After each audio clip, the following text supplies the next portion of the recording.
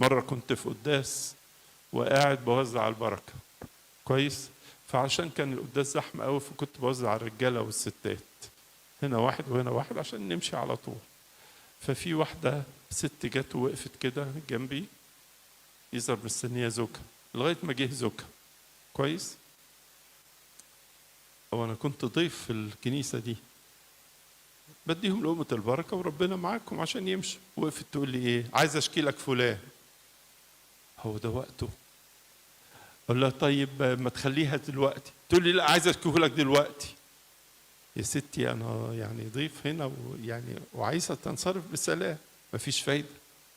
وراحت قايلة الشكوى وهو يا عيني واقف، وأنا حاولت أخرج من الموقف بأي صورة عشان يعني أحميه منها، مش كده؟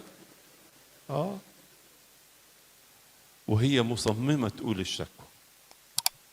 هو ده عقل؟ هو دي حكمة؟ طب أنت جرحتي زوجك قدامي وأنا هقعد وياكم أو هقف وياكم نص دقيقة، لكن جرحتيه. انتبهي انتبهي لكده. ومرة زوجة من الزوجات راحت لأسرة زوجها وقعدت تشكيه شكاوي الحياة العادية، يعني مش مواقف معينة، بس كررت الحكاية دي. فجه في يوم، طبعا هي لما بتشكي زوجها لأسرته معناها بتكسره قدامهم.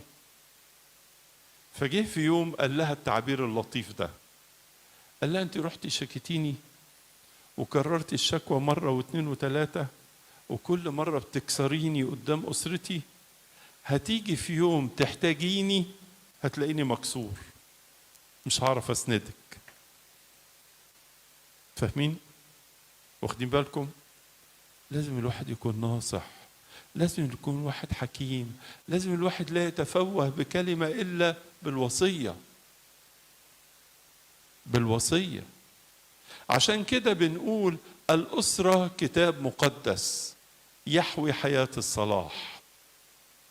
يا سلام، يا بخت الزوج والزوجة اللي بيقعدوا قدام الإنجيل إن شاء الله قدام آية واحدة ويتكلموا فيها ويتأملوا فيها ويتعلموا منها ويعلموها لأولادهم ويعيشوا بيها.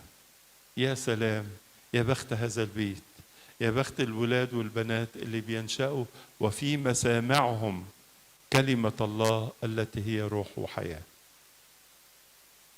أنا مرة قبل البطريركية يعني زرت دولة يعني، وخلوني أعيش ويا الأسرة من أهل البلد دي، دولة أجنبية.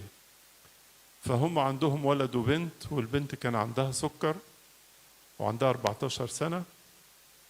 وبعدين قالوا لي اتفضل العشاء. فقبل ما أقوم العشاء قالوا لي تحب نقرأ الإنجيل قبل العشاء ولا بعد العشاء؟ فأنا قلت قبل العشاء هتبقى 5 دقايق يعني كأنها الصلاة قبل العشاء. فوجئت إن احنا قعدنا نتكلم في الإنجيل من 9 ل 11 بيتكلموا، والعشاء هيروح. كويس؟ قعدوا يتكلموا وأنا اندمجت وياهم في فصل من الإنجيل بنتكلم فيه وبنتأمل فيه وبنحاول نفهمه لبعض. حاجة أكثر من رائعة بأمانة، كأن الواحد شبع خلاص مش محتاج للعشاء. احنا قمنا وتعشينا يعني عشان تطمنوا، بس قد كده. وكل يوم بيعملوا الكلام ده كل يوم. أسرتك إنجيل، أسرتك كتاب مقدس مفتوح، مش حاجة تانية اللي مفتوحة. أسرتك وصية، أسرتك مصنع قديسين.